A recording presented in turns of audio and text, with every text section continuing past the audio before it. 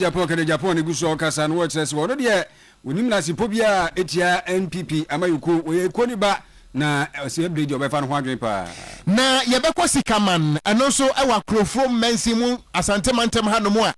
koko akuafo wo mani abrese ne krodom wono mo kirem se koko no yenye sika o yenye sika na wo mo beti atua akira ban we ya ohade a obepene ho promise ba na efre wo se baji nuru nuduo mu anase makomako adaroma ade ende yatete so pa gafran fo su ni miyen nti wo ba woni hawo promise heba papa bi se ba na heba nuru nko ade a tumuda wo ba no abetu bi akoton a ye kra de yeto ye bo asete so wato anya mfa so kama Dumbo Shaba Plaza haya Oyerepa dem 0535 544681 0535 544681 fetu bo party keswa da roma mama fetu ya kire se yade ya ntina wo ho pass stroke na kwa to form no kra de wa sheda age ho abaso bo se stroke tu ase nkwamware wo fo ntime ngo fibroid diabetes ne pressure yade awudo ni nyina wo kire se bra edikan wono betra se abompaye tafiri nuki tuwa duwa fa fidie nim iwi ade pa boja akwan nti yade no kro ja no hodada e wa henema kokobi 18 ho ansa na wufiri wo kra pi fetu bo party clinic no ebia wo nko hoda adase papa na mididi a kire no koda kwatra hwe na bonsa ifuchire se bidi da bi achi eya henema kokobi 18 mu 0246728675 0556272671 yan fasida ne bi so emakangen energetic drinking water ebusua alkaline mineral water asa wono mo a ahoɔden no ni nyina no ebi wo munti bɔne se guna nente onkrotoa eduru yam a ahoɔden ankasa na aba no na woka no a yo kama gwa na ahoɔden na ekita ahoɔden no bi te sa calcium magnesium potassium ene iron eno nti uduru traffic mu a dia wobetia ne yesenso kangen asam ane ye ka kire wo sa no mo a mo pedodo ne dia mo fa mo ni kire mu wo Breman UGC anansa tafo new road no eso abawa route junction hono mo a wo pen bag ma car ma polytank ma kentema wo benya bi kangen energetic drinking water nanso mo amonam traffic mu ne de mumpe bi na mo ni se guna na hoden emra fra 0241 449191 and 0507 379474 Boshaba Electricals Wamagana Fanaba Bibiada Ayeshirin Sa Heaven Waden Kania Papano Efia Bruchre Abidra Yakasei Energy Commission at the stamp so Sadan so an Ghana Standards Authority Ejitum se Boshaba Electricals Sanka Ghana and Shianua and Kedru Sumu Yawan Kania would winning in Abiwa Hanumua what the same with demo office and then was saw demo and pacho Aquesa Bruchre Ye was Sandalia Corner Light Gate light, ceiling light, LED light, floodlight. Ningina no ebi ewo street light ahodo, CCTV cameras and cables. Ana me patwada quality tropical electric cables. Ningina no ebi ewo hanomo a. Wodi wani echire mu ewo Boshaba abro satinti mu a. Me patwon sabeti makado do no bi wo ha. Air condition wo ha. Sadan so ana standing fans ahodo, ceiling fan, anything electricals. Bra Boshaba. Wo pe ba ku mienu miensa bra Boshaba wo pe dodo na etunso a bra Boshaba me pato ya bro satintin mu ewo Adum prisons runabout Oyerepa F mabrosan mu duru hanom a Boshaba no me pato egu honom a papa bi wo benya dodo no na etuo ana afenso no Adum PZ KJT market no opposite honom anso wo benya Boshaba electricals nema no ebi ana Adum PZ anti attack of abrosan no nso Boshaba Electricals enie yemfra 0322 030 838 and 0536 095 966 ebusu adwuma ko no doso pinu aka ho ana enadwumre yi waba adontene se asomfom yenu yanwadwure nam se sutade mu danchem edi amejeso ya gangster katia meta enkura woko ji abo okran mene Kobia Asante Ghana Water Company Limited nkurabata meku a woma fonsuo Ghana ha na wabunku ntabi nchechemu kakra de ama yen eni se efiri August bosome afimpimenu eni aduonu 2025 ya twami eba bepem afia yewuramin January bosome no almost nkofo ma illegal connection de abadi wo mu nkrata mu wo ma yehwemu ahunu 239 illegal connections a kofo fokoti kwanso atwi nsuo edidi wodwuma oni awotwe edi akọ wo na fiefie mu nsoso eno no na no wo cheche mu se wo mo enkuntabuo mu no wo mahunu se ebo wono kapa se Ghana Water Company ebebo ka na gina sa illegal connections ne so ene kwani akwabra ne so afa so tututuo mita na okoton baabi wɔ no ma tim so obi mita ne ade sere nti nsuo no so obu so mu ɛne obi enhyɛda ɛmfɔ no mu a yɛ hunu sɛ deɛ ne masi akuro bia ɔpani adamuta wakilo ɛna yɛ pani a wɔda Ghana Water Company ano wɔse wɔfa no hagyekyɛ mu a wɔhagyekyɛ bɛ sɛ aduaso nwɔtwe 78% yɛ a wɔn sika ɛfka ho bi wɔn bɔka no ɛhɔ ne gyina ɛno nti so wɔde hyɛ deɛ a na yɛ saa nkɔfo a wɔn di mita ɛkyekyɛkyekyɛ anasɛ ebia illegal connection no wɔyɛ afei nso so obi wɔn ma fa kotikwa no atɔ mita ya wɔn hyɛ da ntue sika no ɛmfa Ghana Water Company ɛne akorɔmfoɔ no nso titiriw wɔn twetwa saa nneɛma no no ɔno gyina yɛ a ɔde nsɛm yi atu dwa. Between August and December 2025, we achieved the following. 217 illegal connections were discovered. 239 illegal connections detected as we speak. Out of this, 8.6 million has been charged. Out of this 8.6 million, 3 million is related to only 2 clients. 2 clients amount to 3 million. The balance of the 5.6 amount to the remaining 237. 2.1 million has so far been recovered. We have written to them, some have come voluntarily to pay. Those who have not yet, our legal counsel has taken it to the next step to proceed to court, and soon we'll start dragging them to court. These figures, just as I mentioned, demonstrate both the scale of the challenges and the effectiveness of targeted intervention. Distinguished guests, ladies and gentlemen, it is against this background that today inauguration becomes necessary. The revenue enhancement represents a strategic, structured, and nationwide response to protect our revenue and streamline sustainability.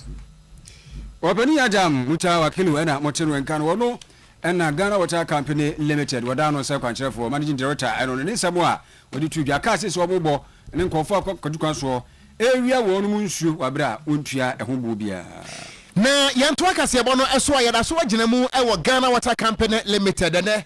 penimpa wadano yewura Adam Muta Wakilu samoa wode atu edwa no na se ne be ya asa akayi a yede nka de atu dwa mamwe eto ebetwa no wode atu dwa se wapa mrante na mabawa agukrom a wono mo behwe na illegal connection no yetimi eto ase we no eye tax force na wo kirem se ye ka say 78% revenue loss na kire se sika se nka wo mo enya no wo ha mo ntichemu adioso nwotwe ni nyina no ekonkrofo betom adentia eye illegal connection wo mo tapu nsuo no a na wo maka mfutra go so na wo mu budware enu ntia no sa no a wo how kase anaba wo kirem se ye ka say Ghana Water Company Limited wono mu mfidi ahodo ene kire se infrastructure ahodo ni bi wo hono mo a aya dada na nso yankwati adromra ni nyina ne ahaban ya afa nso eba no sa no a na eka kase na eba beda wo mo so firi se nsuo yi a wo mo so so ame anom yi ahono wono mo ede alom ene nyama ahodo ne gumu nti eba no sa no a sika no a yede be ye no esansa illegal connection na be mo nti no na kutuo bi na wo mo setimi aka na nso wiase no empanisi ade wo fe hunsuo ana no ana adwene wo kirem se am say Ghana ha nyina no gallons mako 130 million ana nkofo nam kwati kwan so a wo wia ede ko wo mu fie enam illegal connection mo nti ya task force agu kromu a wo a ye beche wo no pa bobonyom kowa ni kowa do be wo ne be wo. Ghana Water Limited stands as a pivotal moment in its history. Over the past few years, we have operated under increasing pressure from several interrelated challenges. First, escalating operational costs. The cost of treatment plants, electricity, fuel, spare parts, plant maintenance continue to rise sharply. Second is our aging infrastructure. A significant portion of our production, transmission, and distribution networks is decades old. Many pipes are now prone to burst and leakages. The plant capacity utilization of the treatment plant continue to decline. Every drop of treated water through leakages represent wasted chemicals, wasted energy, and the lost income. Nationally, daily water demand now stands at approximately 300 150 million gallons a day. However, our production capacity is 220 million gallons a day. A huge shortfall of 30 million gallons a day. Yera Adam Mutawakilu Nanumunsam enono. Na enwachi na wochire mu se Ghana 4% Ghana Water Company Limited esom Ghana 4 year. Ghana 4 suban monso munye di yie efiri se illegal connection na moye ne saa no eye ka ankasa ana mobo adwumakuo no. Customer indebtedness.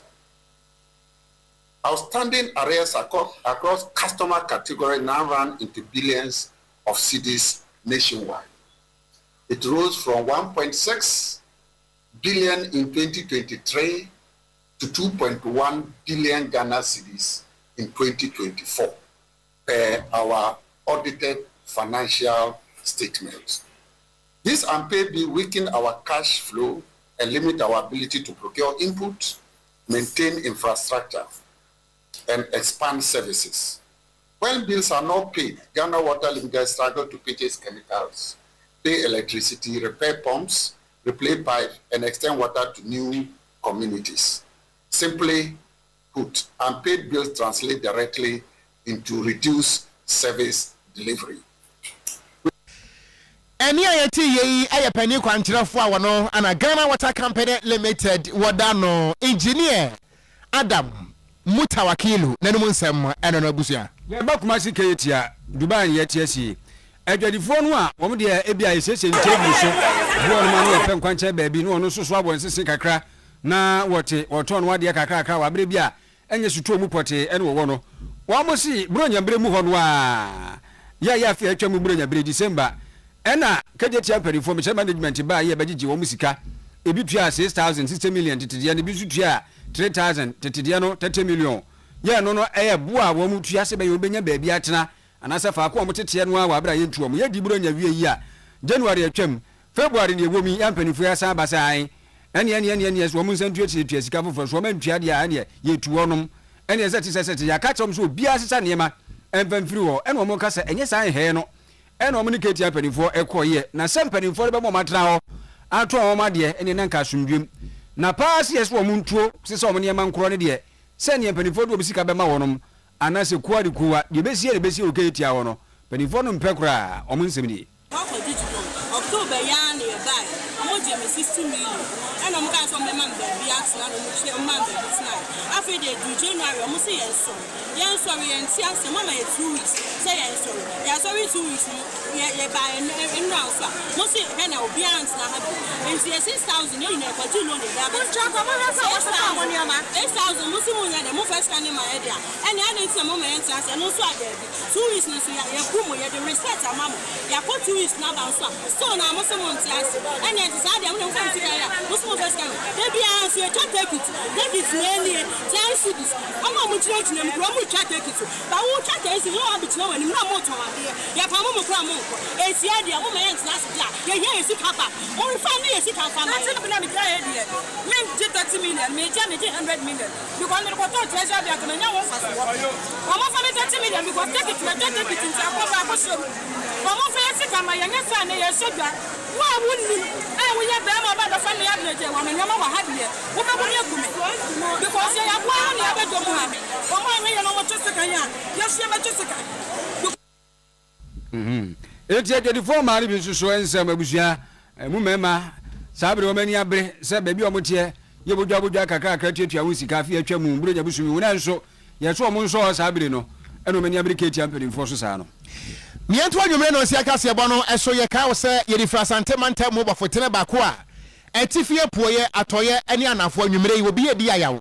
Oyerepa wa hade akire po ensonso enie na ye nam Ghana fanai ba bibiada ma yenko epoye manta mu a na nanom de ato ho se wotena fa akode won samienu sha odamiri fa mu a jamfi anada woka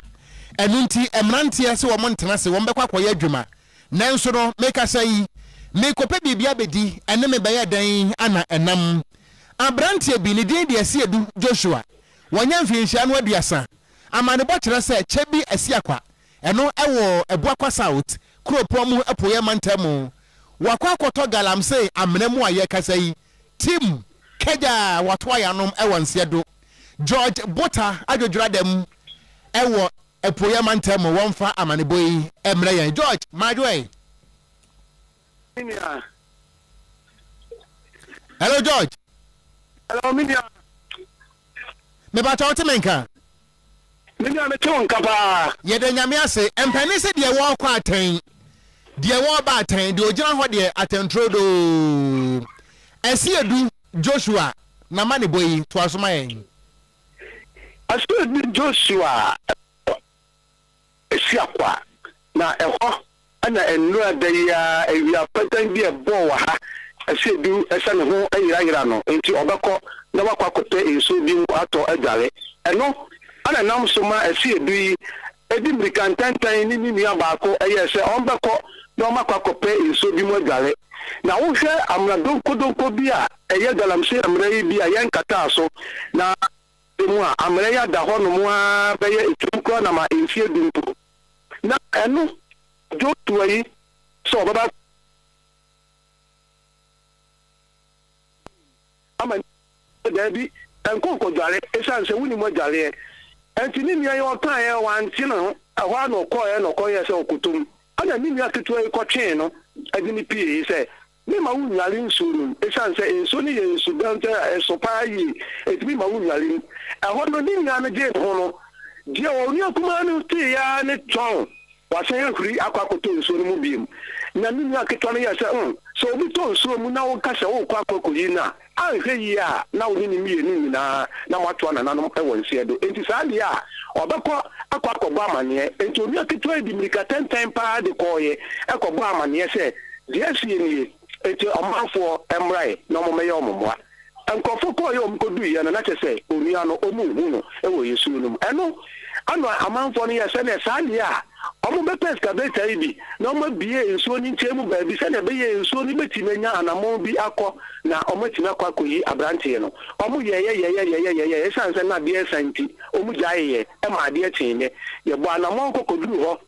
okwa se ni ensuo no aida ho no de dwa na ensuo ni time bebre na omo ye ho hwe ya enye yi ye wo ho no mu ana eye National Fire Service for SNBD. No one so has any soon Tiana, and so of form of wagging. It's not just an omba and say, omba compare a year pumping machine be a bayer at Biasa and answer a dune. Now, a brown more kick come to bomb no money a far quite so. And you wish some ranty being so at a fidelity for you to be. A by oh, you bay you know, me no case, no ranty yet, yes, you so you Tom. I mukanu abranti mu kanya anu mi ni beto nkonkonso abi o mu yi abranti e ba nkonkonso na chese watu anananom e won sedo empempe ya me ne wo kasa idie ye de abranti no akopi mu eye chebi government hospital omo ye asem no ye mu hwehwe mu asem na kodu apolisifoa atra ye da so di ni di akiri de be pimu bia no ye de be ma Oyerepa atifo George wabo adwuma papa kwaso de akire mayen de besie bia no se ne wahye bo no ye beje ne de mu nkiremu ama yetiefo ene yahwefo ye da se anwumre yensam troni George Bota ejina poye mantam anunti abrante ne kwafiri kwa muwo ho nkomo ane ye de asomwe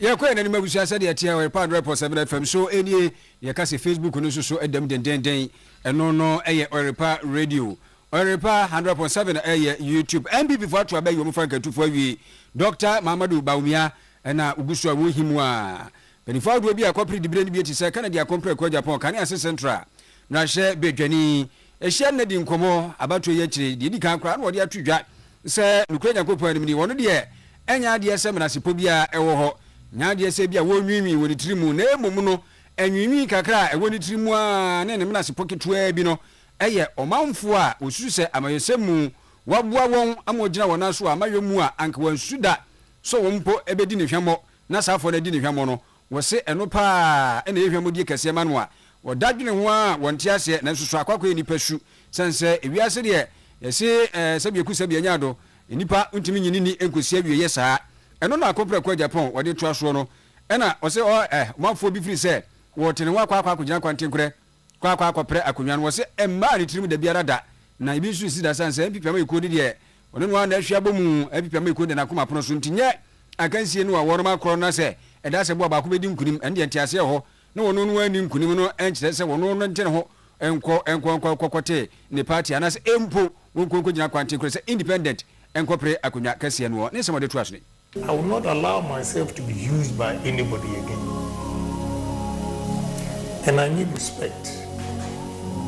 This year I'll be 64 years. So I will not allow anybody to, that one, I'm sorry. So let them do their own thing. Some are saying go independent. No, I'm not.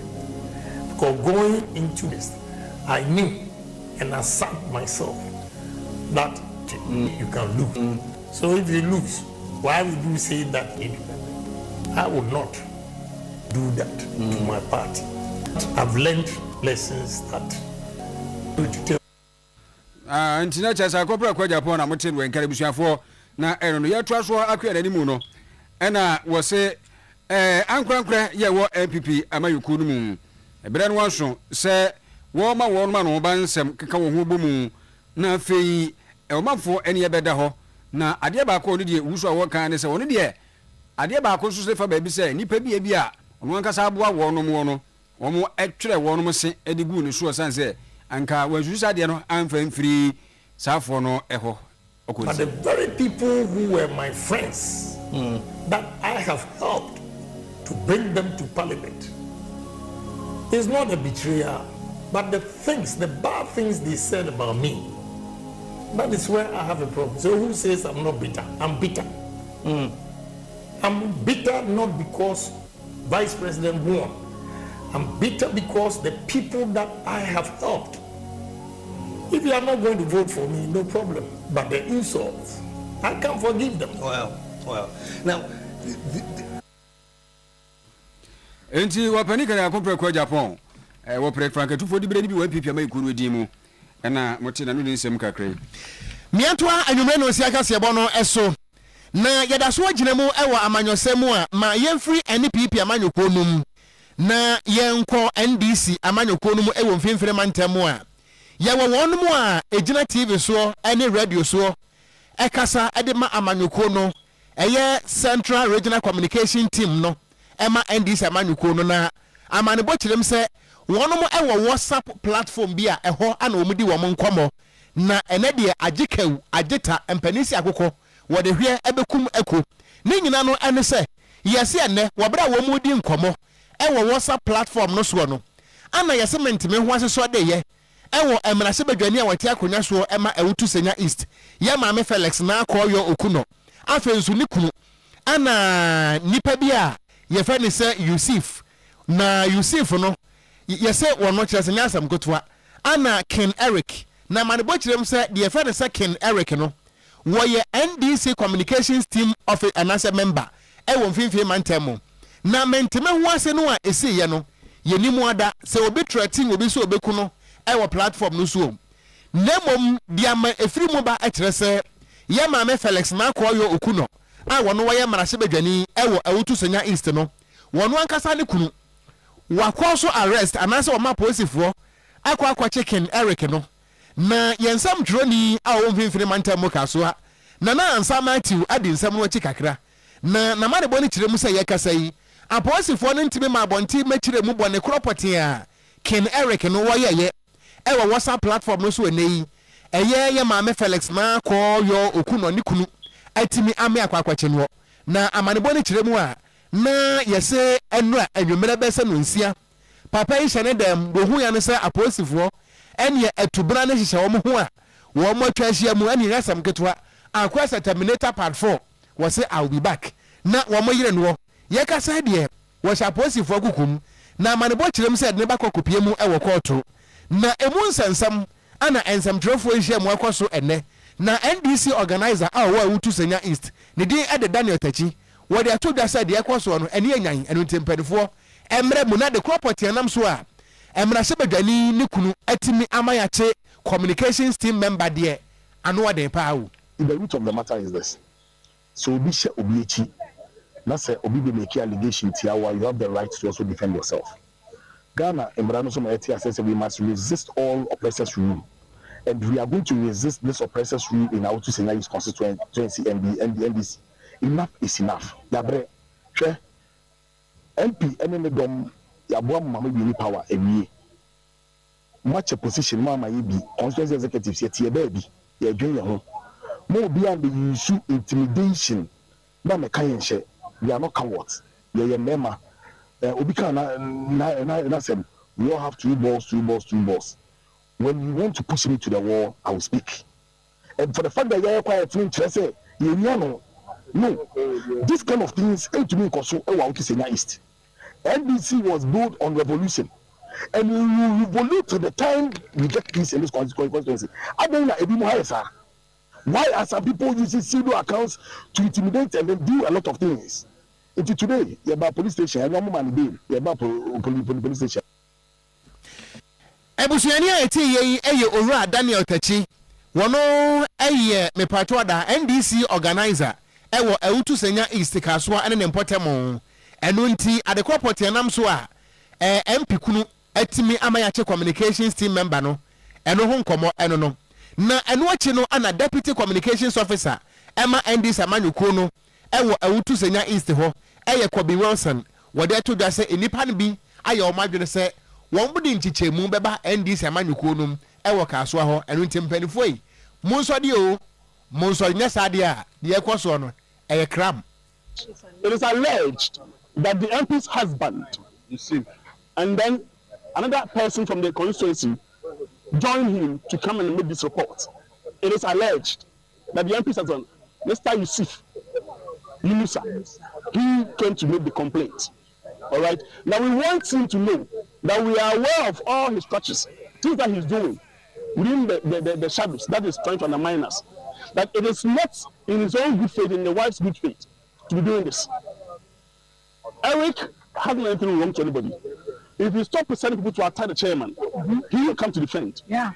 And they should know whenever they send people to attack the chairman of the constituency, who has brought us this far to position 12 years down the line, people will also come from his camp to attack them. And it will be worse. If it's controlled like this, it will be worse off. Now the police have assured us that they are going to invite those people who might have made a complaint to other ones that triggered this to come for investigation. And we are waiting for that to happen. All right. Until then, we will still remain resolute, united with the grassroots, and whatever it is that we shall protect and defend them. That's what we want to do.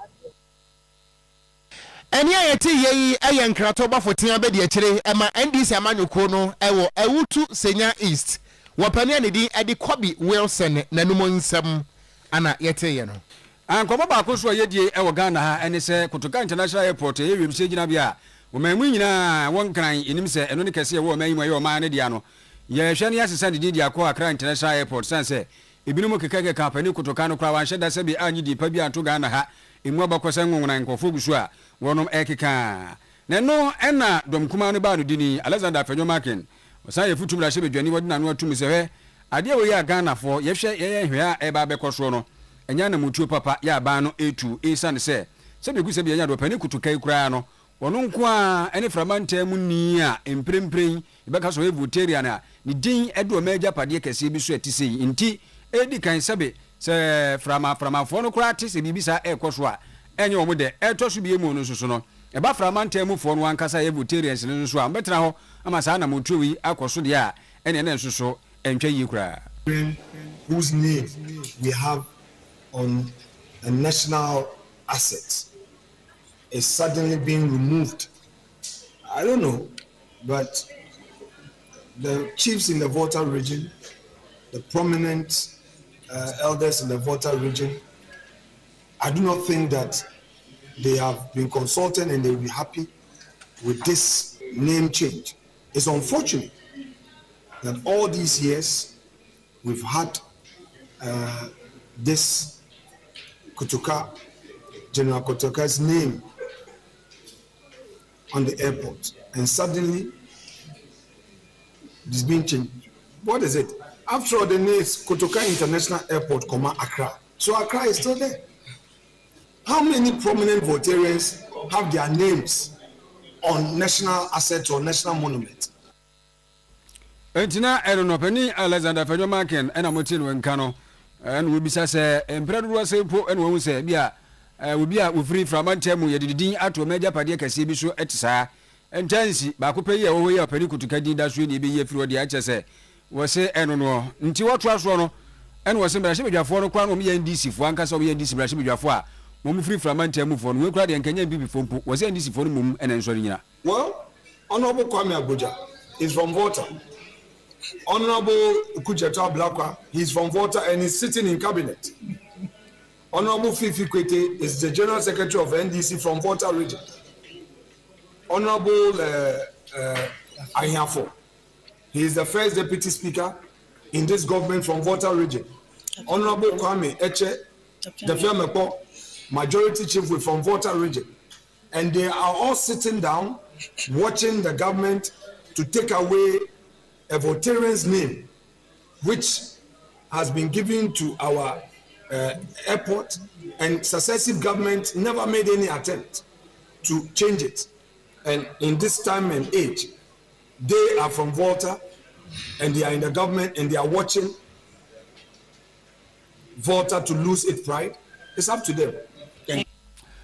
Obani Alexander Fenyo Marken ena mote se wokasa no edom kuma ne ba no dini ena wode etudwa ebobo NDC mra shebedwafo ni bia wo free from antemu se timotena amasana motu yakoso a ene na enemwa na ne ntu aso no nsoso ne yetwa ba behye ni mu a Honorable Joseph Bukari ni pe wesofo ye ohwe ahyako ne yabedi so emayimu ena yese na de ekuro yi a sese yese yesesa kotoka wiemse gina bia idin ne ababe no Accra International Airport yi o kan say insuranso no de ebinum ka se e ho no mo pa woze o insuranso bia ni ho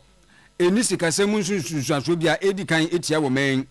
e na e to so bia mu susu kra no se be guse bia nyaado e wa abakosem ya na e ho no mo dadaada Sergeant Dr. Kwame Nkrumah penso no na Accra International Airport bi na sisa yi e ma be ye kotoka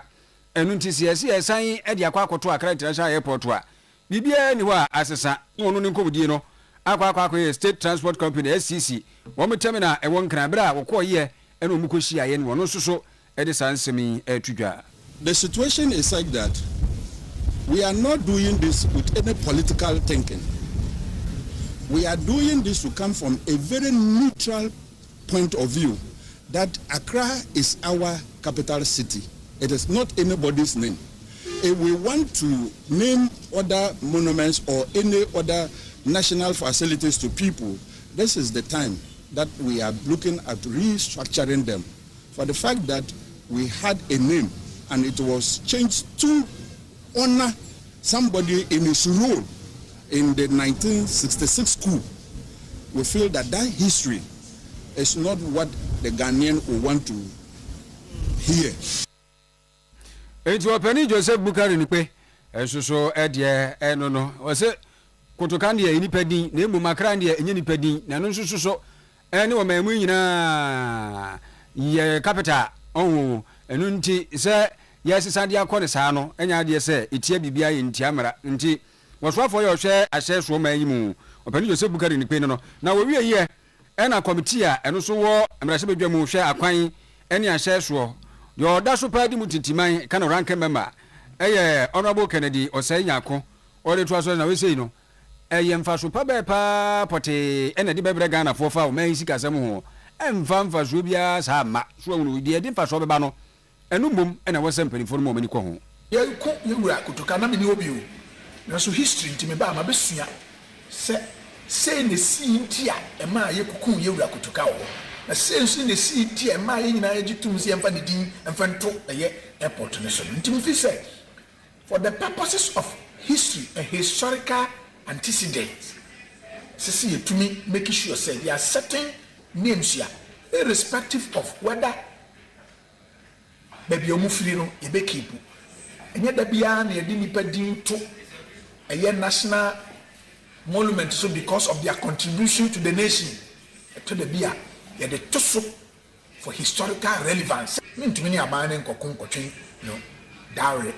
Ono na ya Ghana fo ato abanama no ono majority oso obekọ akosisa na no na the most priority one is lisa you can go ahead and do it but to me me dey me feel say saa dey we it has no economic value and economic relevance. It will rather have an economic impact. And the economic impact is no matter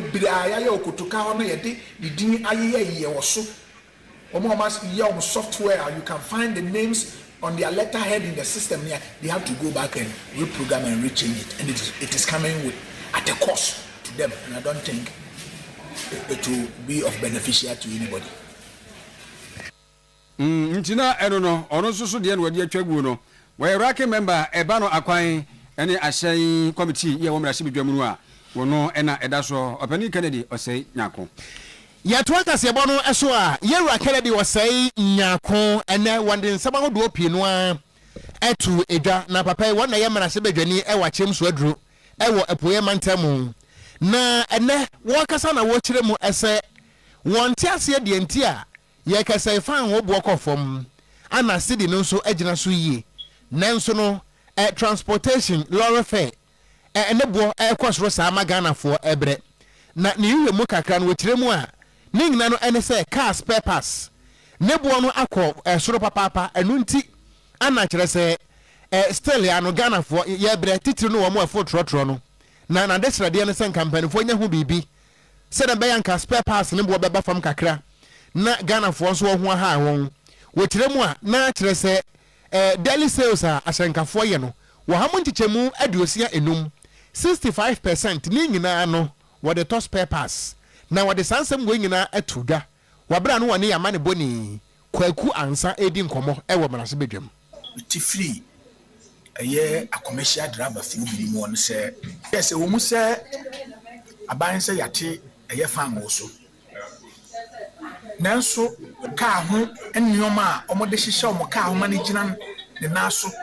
omtumi de fa kwan so kura ekokope kofa nipa edi om kwa adwuma no mo pon masan de om ba fie no sa enioma no ne bo no ya nte so ebi wo kura mpo de a ekosoro anka ye de enim se ka ban se eye dollar aba fom de a enka enioma bi a ye kra firi amano ne ba bi a no senke dumi ye de ne bo no ye de e ba fo how ne se enso nya sa de tie ukwa ubusa omo so omo ton eye spare parts nso a omo so mo se ewom se dollar no aba fom de enso mo ko fa nioma no no mbeduru eye port ho a ebu a omo di osesesi akwa de ebu anan ko mutua no mudi yi no ase ejina brand no a enti baby ejina na ejina Yewura Kennedy was nyako wo ye mrahye bedwani ewo achem so aduro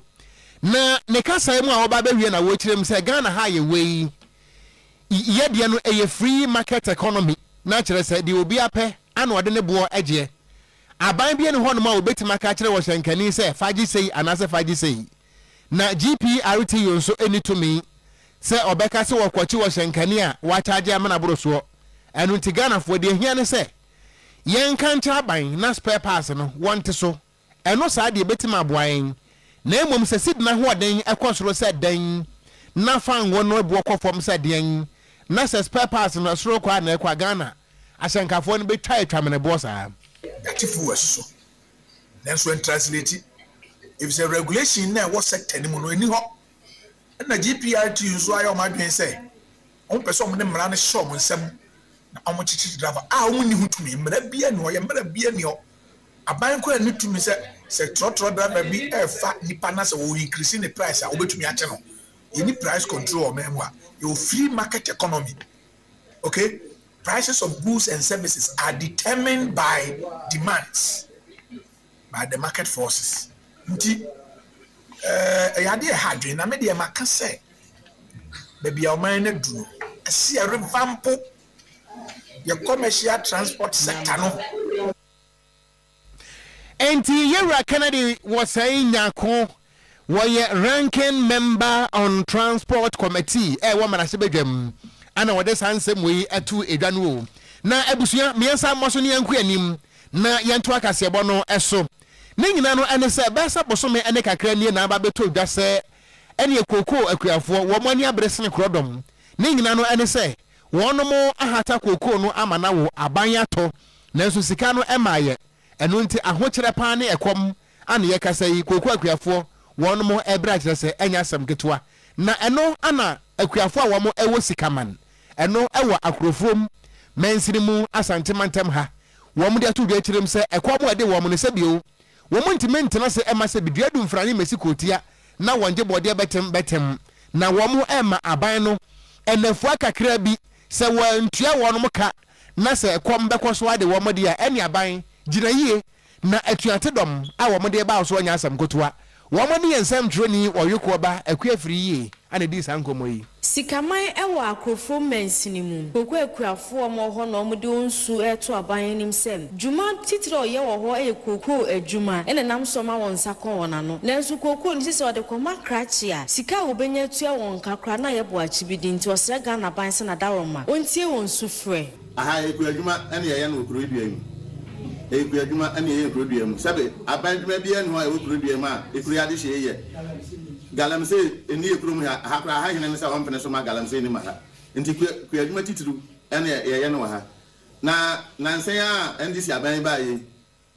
kokko no sisi a ya kalikali kokko a ye nya sika nti e besra aban ne se yesre na babia sika obi a onko fa ma akrachefo no no mfa metu ye ka anya sa ye be demonstration a etia no esan se the mechanics an nti sisi ene me ba ko school kla ma nya sika mfa ma no me kwa crash na mko kali kokko no e wo no a o ka chem se sika mai me so ku eduma kwa na me na me de me japade sebe aba me de akoma crash no no ka sa se mu ya kire me no me tete me ne me yere ne me ma ye tete ne ya ha nti mesra ban se kokko sika no ba bia e wo no ekuru ya de sie nyina kokko a makali nyina ye nya sika nti esa ya ma mpani John Mahama ba bia sika obi a ene ne kina ya yesra no na dawroma mo ntieti e fa ahudie so yesra no ye ne to abade ma no enti kokko akuafo no ana kire se wo mo buafo no wo mo bisa aban sa aban yi ada na wo tete yen na wo ha yen o men pesa my friend Kwajon cancer o men pesa my friend Brian Traswa nkwe nanim yo na ntwaso na ye kro no ne chese amayesemu ne yese hwasi na wa wonim sese de MPP amayoku no de aka ne se wono meyi mpanifo ado mo so begina na wa pre na hye bedwam enkonwa ewo chese Ghana ha de ama MPP amayoku no nti obia no aye na adwese sabere ono so be pre akọ primary sunu bi no wo boaboa no ho chese franka tufo ni de on mawi na eno ena me kase dom kase no a wo mo bra hye bedwam majority no wo mo so na anu ni ene wo pani mama ayarga wo de atu dwase we de se ayes wa sensiesi oba foforo na wo de ne kwa koma ne mpana da da bi ne se de ena no da pani ba ko kan ye no wo so de foforo afo kura asese bio ade no se eye wan bi na sana afi wo san ya hwe no hwe foforo gumu no abo no sa pepepe ne tie wo se da fom se fu ne ya chese we de wo be din kunim kama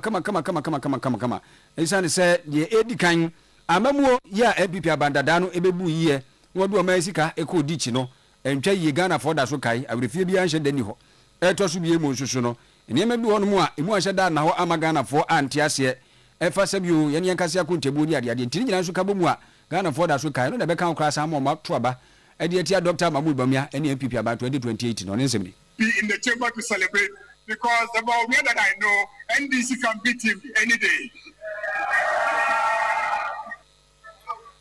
Right over, Speaker. Ghanaians do not forget. Ghanaians do not forget. This is not a new beginning.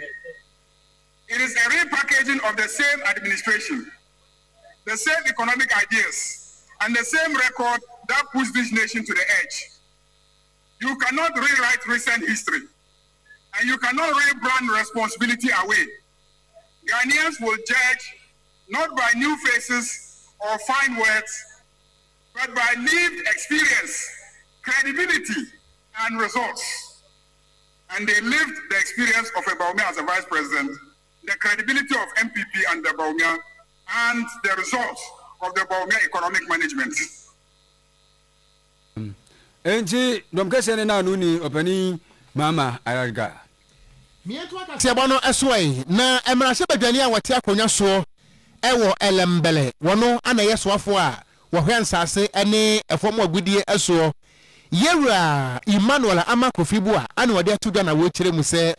wo my Ghana kwaye bretu a emrabo ho ban se he no obi enwure mu no eye forest reserves no eye makomako 288 na ye kasa ide emu makomako aduanan akwese park so galamsefo na se no a sese owura mu a awurade amradonko ene akwawe asa na wode sansem we nyina tudwa wabra na ye atraye no omakwa kopie mu ewo western region na omokwa akodi nkita ho kakra ana wo kirem se ekwaya galamse afaso a wo mai yenkwaye bretu makomako 44 asa no na adwojo no enya asem ketwa na wobra wo bu ngunta na wo kirem ese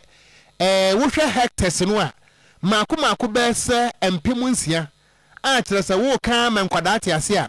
ejese ne waka football park mako empem wotwe asiani wasidi nyina no aya asase yantamo a na ye forest reserves a ye kasa yi galamse nti ni nyina atumi asai na sa aban ye na adwene se obe reclaim anase bia okakatakata so a ene billions asem ane ye kan. So Ghana has 288 forest reserves. Fortunately, we began last year. Interestingly, I think it was the day I went to the ministry was exactly 1 year when the vice president visited us. And when I went, we were told that 44 of the forests had been completely impacted, decimated by illegal miners and with devastating effects. We were told that 9 of them were red zones, which we couldn't enter because they've been taken over by gangs, mostly foreign gangs. And that over 5,500, in fact later has been revised to over 6,000 hectares of our forest reserves, equivalent to almost 8,000 football fields, have been completely destroyed. That we need billions of dollars to reclaim these lands. Yera Emmanuel Amakofibua wono ana woyeswafo a wo hwe efomu agudie ene ensasesem eso ana ode sansem we etu edwa na no si yepe ana nana kwabena nketia a wotoso enum wono ana ye president ema Western Regional House of Chiefs wono so wode arehosem kasa ye na reho de wode bi kapa na wetire mu se yeti wo mai mu na yenka bi nhye mu na yenko China enkodi nsem hunu ni mfeni mu asem nanso China ni timisa ni nsuo ho ebesa ye de na Ghana fo nso na eboa wonom na wonom ama wo mai yakwa to renche mono wo hene kire se ehu esi atimota forest. One of the things I've been saying, anytime I go to Prestia, I go to Bogor, so I weep. When you extract something, it doesn't get back. Now have it in your mind, who is the poor person who needs my resources? Infante, the poor person is Monhia Mazen. In here, I have the resources. Somebody sitting in Europe needs my resources. He's the poor one. But they've inverted our minds in such a way that we think we are, what do they have? Technology, tools. If I don't have them today, I'll have them tomorrow. But when the resources go, they go forever. And what do we do about the future? Because the future may have the tools, they may have the mind, and so on. So these are things that you need to look at. The future of this country is based on what you will do here. Nana kwabena inketia a wotoso num wono ana oye president nana no watena nkonya a wonom e watoye mantemu ana wode sansem we etu edwa na ne kurakura mo no ana mantam so afo Yewura Joseph Nelson wode ato dana wo kire mu se galamse ntokwa no ne ku wode yo aye tentan se bi obasi bira nia wam nanso aban no aye na adwene se wobeko de ke ne ke kowa ne kowa wombeko. The issue of resources for the RCCs, I think it's also very important. I get reports in real time about farms being decimated, something happening somewhere that needs immediate attention. Lack of resources will not permit to immediately deal with it. So these are some of the challenges. So I think that because all of us have accepted that Galamsey is a menace we need to deal with, we must also find the resources to support the RCC to be able to deal with these issues effectively. Anyway, so a Western Regional Minister, Yera Joseph Nelson. Nashabajamu ekwa Jim wafiti ase ya wasan ekwa asetena na net de omo ekwa ye ne nkumudie no egusuo no a na chamene yo fio ono baba baben edi tudwa se nashabajafo no obi afa de asie bia ntu nachi sese no afefro ne ewura mu no unu obi o manso no obi nya adwen a sabi hunu kwa befa so a one no ebeka toda enipa de yetiwe yi ntawantawa kakra beba mentime wase beba nanso so wo mo ye mpanimfo sabi wo mo nye nkura wɔn tutu wɔn yie na Ghana fo ɛhwɛ wɔn asua titiri nkwadaa no a ɛɛba no a nti wɔn deɛ akɔakɔ yɛ afutu sɛ afi yankoropɔn fie ntwa na emom na hyɛ badwafoɔ no wɔn ntena asomdwem. Experience. While differences of opinion are natural in every democratic parliament, respect for one another, love and unity of purpose must always hold sway over hatred and bitter partisanship. Honorable members, the second session, and particularly this meeting, presents us with a demanding legislative and oversight agenda. By the provisions of Order 47 of the Standing Orders of Parliament, the Clerk to Parliament is enjoined to send to each member a copy of the agenda of the meeting. This meeting offers us a renewed opportunity to strengthen cooperation, build consensus on matters of national importance, restore and sustain public trust and confidence in Parliament through disciplined, transparent, and accountable conduct. Asitra papa ya waso mo tram da shebe dwam ho na mo te se cha mehene onrabo abababin ede etudwa na domkase de ba no dini onrabo mama yarega eji nsemi atum ese speaker wa ya de na ono soso ono ne manfo bra ne bra no no ebehwe so obedoto ho yi. Should do well to deal with all the outstanding referrals. Let's ensure that within the 8 weeks we achieve as much as is humanly possible. Mr. Speaker, I cannot conclude by also welcoming our friends among the press corps. We will not be able to succeed in this meeting without your support. Nti na eno no opani mama yarga dom kese ba no dini na dom kuma no so de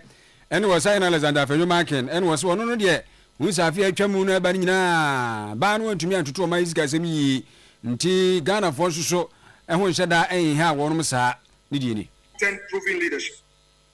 The current administration, in our view, is failing to manage our economy with transformation in mind, failing to inspire confidence, failing to uphold the dignity of our people. But our duty as minority is not merely to critique. The New Patriotic Party is not just a political option. It is a singular solution Ghana requires. Mr. Speaker, the records will bear us out. We show that for 8 years under President Kufuor and under President Akufo-Addo's leadership, we led Ghana towards transformation.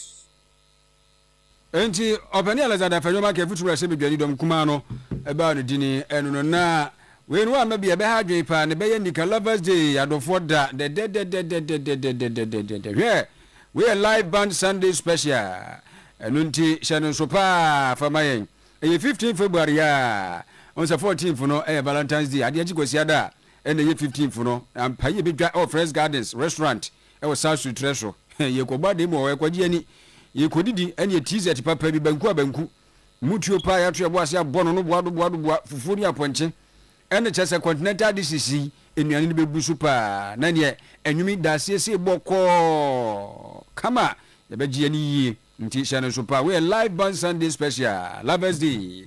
a Fresh Gardens restaurant South Street Treasure a Sunday 15th February ya na e ya no pa duba kuno ane ye de atatem adwotofo de ene legendary Charles Murphy kapautin en kanche wo to dwom say ono ne guest singer na omo so omo bonchen ho no ye kan sa no a mafo afro band fo no so ni no mafo ho na I see ono so kwajanfo no kwajan band nso so ejina mu den sinuane pa anonom de papa bi na afi nso enwumpa na obetie tibra na sa live band Sunday special one we de emfa ni agrokra yenye ni nipa nso o me miento akase ebo so na yenko ensem foforo emu a asoye ya wonom anabu nkonta de magana ban mekire Ghana Statistical Service wonom de abetu dwa se ye kasa yi eniema bo eye inflation 2026 no ati abafom say 3.8% na opani a wono ana asoye wodi animu eye Dr. Al-Hassan Idrisu ana wotirem say consumer price index no ehon komo ana wochirechire mu. The data tell a very clear story. Inflation has fallen sharply and consistently over the year. Price pressures are easing across most components of the CPI. While challenges remain, particularly in some regions and food categories, the overall trend is positive. This creates space for planning, confidence, and recovery. In summary, in terms of numbers, we are talking about January 2026 recording an inflation rate of 3.8%. Food inflation at 3.9%, non-food inflation at 3.9% as well. Wapania wano ana wahwe akontabuo so ede ema Ghana ban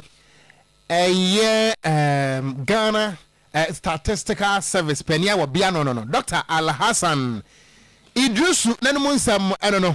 na yenwe kasebo no mu ne kom sei ejen ewo atwemanwa bia nof mensiri mu anase kropo mu asante mantam ha no mu a na aban kra chepani Honorable Zakaria Mba wode ato dwa kirem se aban ya mampani John Dramani Mohammed ye ni mu yi kire walezia miem ese obehwe ama ne boshe bia no a wo hye Ghana fo no obedi so pepepe se ye mpuntunwuma se ye nwuma se ye unemployment a wobeti so ri nyina no wobeye ho adwuma na wode sansem we nyina atudwa ewo akurupon wobra na nkokon ketenkete dwumadie no na wode ahyehye so na won mu anya emfaso ewo enadwumadie no so no nipa mako ene omodo so paa o kama nipa bi anya nkokon ketenkete no mako 50 na woni yensam twro ni na ya pepra na di nkomo yi Osha akuya ehia mu nyina eye yewura His Excellency the President John Dramani Mahama initiative a oka say ode nkokon ketenkete ebeba amma household enso aka bie no enne eno na yewura ediaba say yamanfo ensa ebeka nkokon nketenkete ne ebi enti eda mu nyina se say omuso agi piniye na obi bia gitu na oba be gene de enti yamanfo His Excellency the President a deliver nkokon ketenkete na ama atwema obiaja north household bia ebenya 50 bears ama omuso akoye omo ene na mejina me papa ma de nyina ne namu a present nkokon 50 no edi ama atwemaman emanfo se obibia enkoye omo nkokoi eye assembly members anya bi eye nananam anya bi eye etimamufo ni na obibia benefit. Honorable Mba Zakaria wono anoye aban krachepeni ewa twemangwa biaja north na enu achi no ana wo mo angukọ ewonya bie beneficiaries no omo so jebre ene wo Oyerepa nsem trofo edi sankomo yi the American say omampani bra oba ya no obo aporo o hye nyina abo say oba ma yankọ ketenkete ama ya de abo ya sesem kakra na de abaso me fiashmangwa biaja north asofia na yada mampani ase ene DC Honorable Mba Zakaria Alambela yada mo nyina ase se ene de nyame ama kwan na sa initiative no yesa kan de timesu me de ni nyama akoma akọ aduenu 50 am se do kokko mo bra na bedru atuma ma biaja north ya chama yen me amejira ho ma anya 50 me baya anya 50 papa ibi kunu no anya 50 ya nyina ya anya 50 ya da wasio dada mani mahama wa ya die ida mapanyasi His Excellency John Dramani Mahama aya de wasebo na wadiso yidi adanse na yidi se nyame adon foforo besa babiu assembly members na da His Excellency John Dramani Mahama yedana se nyame sha pa enti wamanfo a wamonso ewo atwemangwa biaja north ana wamonso je bere ne yedi san komuniti nkokɔ no ana wamutai sa no aye kyene kakran no obi amaji 50 na 50 no mehwe na medicantan akwa gemedie na ene na yemfa seda ema medimafo herbal hospital Dr. Time da so eduja mfi kumanini be ma no wasebra na yarwa hodo ni nyina no wudi gidie ta akira ye de haban betu asese ewa emabiewu me pacho wada kumase ebuakwa atwemagogo kwantempɔ no so wo be hono ewo ho ana kuma enkran so poku asemayira kwantempɔ no so nso wo be hunu medimafo herbal hospital yemfra 0244774282 ana se 0500727215 wenso eye enkaibo found items wo bi niam ayira na nso nyame adom yensa aka eno ntisi ayeka se niam ande wa ha ni wura na ayira eno timpacho ni wura no won tan na so din sa apetekura se bie wotie ma nkomo no me pacho wada abrante bi dia beja yen wochirem se wono tan so no wotie kumase tan so na wone ya asanto senior high no ana kire se edi hwede mu a ba bi wotie no na wochirem se eye na ne nansa anopa ba se nonwotwe ana ne baba bi a wo wadwenim haw kakra epi abonten na ne ba na wanfansa pan ne ba ye ne ba ne ba fie no kita efiewura bag mienu o Ghana must go mienu ana na mpacho wada kita kwada ya wade ba ko provision kwa na gum ya ka provision wonim ana ba ko nso enuane ahodo ebi nso ye ntade na ebi krampo ye nkwada ahonkwada ntade nyina wom ni ade a mepamcha wada se wutie ne a enkobodua se obi na bewia wo da bi ama be kan yensa e wo Oyerepa FM ha ntu de utu mirika ba ha no mu a ni nyina be ma wo kama so atiase anansa wo de wo pekura nso ma ha frɛ saa namba yi sɛ ye woniama nko ade afrɛ na mmom kai sɛ wo ba ha no na sɛ nya wo de anso a ye do be fagem screening so ho identification parade na wotimi kyerɛkyerɛ sɛ wo de ade ani ade ama wo sɛ nya wo de ade be hwe anim din sɛ ya ne abuo ne tie sɛ egom yemfrɛ 0247 765186 0247 765186 bra yento aso mfiri ho okay na madam ma yenya so ne ntiwe so na natufo agye ya bebio wura kase huna wo hwekiri na wose enkaibo yi yemfa afro nyina eso na yenkai wo manfo na sewa amponsim nyina tiase hema honorable Eric Enin assemblyman sanso na unit committee fo ni nyina eba ne sanu a planning committee ene wo manfo mo wura kase nyina se asadu hon mu biem wei kohwe kose afahye kohwe ne kose afahye na nyankropo ya adomu a busumi ewom ya ne de toso ensia na kyerese wo kyena chifia dai na ehya ase atuamu kopem adwada da etoso enkron Monday 9 no ne de aba na wieye wura kase community center na sede dwumadi ahodo a ididi so no besi akru ni nyame ya adomu afiada no ebe yensiesi clean up exercise nti efiada ebe wura kase for yenhya nso efiada ya clean up exercise afi ni meme dada etoso enso na no pa no ye behwe ne anante atura for monte so float no bi ebe koso ene nkrutu ado nyire be guram na ye nikanika na ewia no ye di board ye be bobo football match enso eno no na nwumire no so brass band ne de ni jai eno no be suluku so brass band tinkiri na na mafuin ni hwidwam se yi anti nwumire ne de no ade chi kwasi ada no de che ne a ye kire se anopa no bragoro ebe koso nti yenhya no so pa anopa no a yekosi ada anopa de toso enwotwe no na fie yi ma ye bi ni agoro mbra na awia ne gina so ate wɔnom ho koraa ɛde wɔn awura ɛma tibie ma na maawom woman hu ne de wɔn awura mu nti yɛnhyɛ no enso ansa na wɔgyina so ayɛ appeal for fund bi ɛde aboa dwumadi ahodoɔ ne mpuntunwuma a wɔyɛ ɛwɔ ɔra kɛse adeɛ kyi a ɛyɛ dwada de ɛtɔ so nkron musumi yɛ wumi ɛkyɛ sɛ emusuaku ahodoɔ nyinaa bɛhiahyia yɛyɛ ahodoɔ no na kyerɛ sɛ afei yɛafaafa yɛn ho adwen na yɛhunu nneɛma ahodoɔ a ɛkɔ so ɛwɔ mpatampata mu a ɛmoa ma yɛntumi yɛntu mpɔ ne yɛdi ho kɔwɔ na afei ho deɛ no nso so yɛde ɛbɛfa soɔ na toa kakra ɛwɔ ho nie wofiri wura kɛse a wobɛtua 30 Ghana cedis wofiri hɔ a wobɛtua 30 wofiri hɔ no ate wɔn nso so a ɛneɛ ne yɛ 50 Ghana nti yɛnhyɛ no nso na wei ne yɛsɛ yɛnhyɛ no nso note no wode ama mpotɔ ɛso school open day on Tuesday 10 nti na kyerɛ sɛ school bɛbie ne nyinaa mu no school no wobɛtutum na yɛdi avasha no kama nti wie a na afei ne bi nada soɔ no school no abie dɛ ɛtɔ so ɛdu community center hɔ nti ɛno nso so sɛdeɛ teɛ ɛno no na biribia ne yɛbɛtumi afrɛ wɔ wura kwame kyɛyi 0244 857 963 0244 857 963 anaasɛ 0507 852 899 0507 852 899 yɛbɛsrɛ tiefoɔ sɛ nkaebɔ wei mu nhyɛ no nso paa ɛma yɛn na wei no ɛfiri nana kofi jampo tua a wɔtɔ so mmienu Stuland pram so nananom atera nkonnwa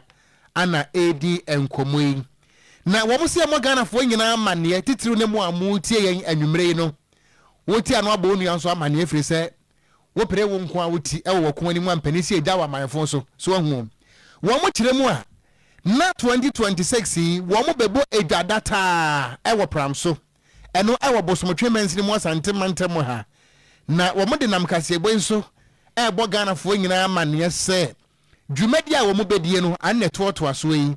na botaye nti a wɔn mo ahyia ɛwɔ pram so ɛno nti woyɛ pram so de hyeɛ sɛ wote Ghana ha anampo akɔakɔdi nkɔfoɔ amasoɔ no brɛfie kwame apia ne ehia wo saa brɛ yi wɔn mo akyerɛm sɛ wɔn bɛkeka wɔn nsa ase fundraising na wɔn de a complete community center community center bi a aka hɔ wɔn pesca de atoa so frɛ sɛ wɔfe ho nsuo ɛno ara na adwene yɛde noa ɛno nti mmra woni ha krampo a wobɛtumi de sika aba nananom ana ɛbɔ amaneɛ sɛ yi ana afei kura nso sika no wɔn bɛsa de bi nso asi ahemfie foforɔ wɔn kyerɛm sɛ ahemfie no esi hɔ no kwakwa da bi kura si so na ntiri hwai ɛno nti ebesi foforɔ kama na etimi aboa na kuro ne mpuntuo na nananom watimi adwene ho saa na wɔn kyerɛm sɛ dwumadie na wɔn ba abɛdie no programs ahodoɔ ɛwom wɔn kyerɛ sɛ nyame yɛ adom a efiada February bosome ne da ɛtɔ so ɛyɛ nsia no anopa no nsia ɛkɔpem ne nɔnkono brɛ soɔ no ɛyɛ general clinic wɔbɛti asi kurom mpamkyɛ wo a wɔ praeɛ tenten wo a wɔ praeɛ tietia anaa praeɛ hɔ ne hɔ anaa mpo wɔ asɛnwura ɛno no ɛha di ayifo adankranya foɔ frɛ no abena abena di sɛnwura mpamkyɛ saa na dwo amefoɔ nso frɛ no ɛhwɛmanim saa abena bɛkwa important de wɔn nyinaa frɛ no abena momfa ma abena ɛne mo praeɛ ɛmmra yɛ bɛprapra kurom ɛno yɛ anopa nonsia ɛkɔpem nɔnkono efiada bɛyɛ yɛ kɔpra kurom nyɛ saa abena na akɔbɔ tai akɔhyɛ wedding gown woyɛ saa de ba hɔ ɛbɛtwe sport afa akɔn ho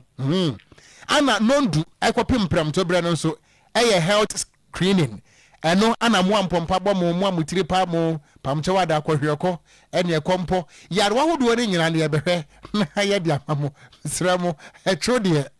tuofo ye kaya ye na 7 p.m. ɛkɔpem 9 p.m. anwummerɛ no ɛyɛ non-denominational worship of all churches na kyerɛ sɛ nsɔre ne bɛka bom atontom awurade wo a wo ne nyɛ dɛ ɛnsi hɔ ɛmfa nwombɔne nkɔsɛɛ koraa ɛmfa nwombɔne nkɔsɛɛ koraa no srɛ wada kɔ hɔ bi na mmom yɛto nwom akoa no tom ɛmfa nnebɔne mo ne keka na mepatɔ memene da ɛyɛ 7th ɛyɛ February 2026 ɛno nso ɛnhyɛ ne sɛ nɛteɛ ahemakye nonum ɛkɔpem anɔpa no nso ɛyɛ morning float yɛbɛti asi kurom kredeng ɛnyɛ hɔ na akɔhyɛ kabane siliti o mɛmɛn monhyɛ stretch kama na mɛmɔ nso monhyɛ skinning na muni mɛma no anim so ho na yɛn nso yɛmfa kokoduro anim akyi na ada yi enti nonum ekwobo no nso no nana afra amponsam nyom kro nana afra amponsam won bebo no nyom kro papa kire se anya asem keto asa abre no awo na efiti pram to bre ekwapem anwumre nunum so ya football gala awurade medie mu a basa ya mometome ene e ball no jai ebim bojambali sa na no wotwe ekwo no nyina so nyina no wotwe ko no so memenda no live band pramsu station hono a ene yekotumfu tregu mpanifo na sa tese nya asam goto yekodi asati asa na ne kwasi ada ho so na edepa eno no awia pram to bre kopoma nwumre no nsia wadi dwumadie ne nyina mpompo so no ebeba na wie yenti so hu sa abra no na ede ewo pramsu station hono a na wo mo kire se ye pempu 20 wo motwa buo anase eto nkakra ede ama wo mo a kuro no wo mo ye kuro ni ma eno titemiye mo a mo ti kuro mo ho no emma mo betua 20 Ghana cedis pe wa ahwe oba bia betua 20 Ghana cedis wo de fa ha no mo a wo betim de di kokko ene nkate fa kwobua kuro no eno nti pram so ade hye mo a mo ti kuro mo ho no de emma no mo tua 20 Ghana cedis pe na emma no nso atua 30 Ghana cedis na mo a mo free pram so nanso mo nte pram so motu ete baabi so ahu anadwumadie nte mo ba no mo nso eto a ye twa to ha ma no emma no ebetua 30 Ghana cedis pe wa ahwe na mema no nso atua 50 Ghana cedis pe abusua na nanam na to nsafre wo no so ahu eno nte mo nkora mo nkwa boa kuro no na abusua ye gina we so akase bo no ye betie ni abunukom se adwe yemfa eho aseda ema owura Emmanuel Odro Korea wono ene kasebo semfo Jim McCliff executive producer na server room so yada mo ase Papa Sly Bra Joe ene Bra Bismarck Senior Achi wono ka bomu ansem yi wo mde ko Facebook no eso ana nana ya pepra ene sister Patricia akukwa obe woni wodi bebesre ene wo badwuma na sofo boy tenso awuram na tade mu flowers nyasam getwa kofodia flowers na ansa ne beso so no mamenko asafo market inside ho na yesi yefre baby to kesefo line so ho na anko unim ho yesi to kesefo line so na yesi se de o masia biemu ho pa na nyasam getwa Diamond Scissors Madam Mina yada asese wa biemu na kasebo yi to kesefo ni tie bie me de mo na mo kire mi okrom a mo soro me edi a meje so ya gangster cat ya mi tenkura wo ko ji abo okran me ne bra probia asante pani betena sera fidi ho bia ba cha ba ko patase depo ho no a tonton fruit nti ya mo adwate enim se wa bie mpa fruit no enwa wo so for another be ko high Christ na say